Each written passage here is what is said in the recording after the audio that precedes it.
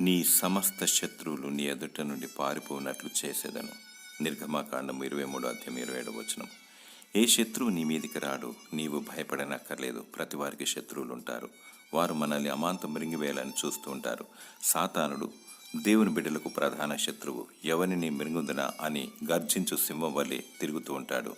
మరియు బలహీనమైన మనుషులలో చొరబడి చేయరాని కార్యాలు చేయిస్తూ ఉంటాడు. గొడవలు రేపుతూ ఉంటాడు. అందుకే శత్రువును ప్రేమించు, శత్రువు కొరకు ప్రార్థించు మరియు శత్రువును దీవించు. నీ ప్రార్థనను బట్టి నీ శత్రువు మారితే నీకు శత్రుత్వమే ఉండదు. దేవునికి లోబడు, అపవాదిని ఎదురించు, నీకు సమాధానము మరియు విజయము లభించును.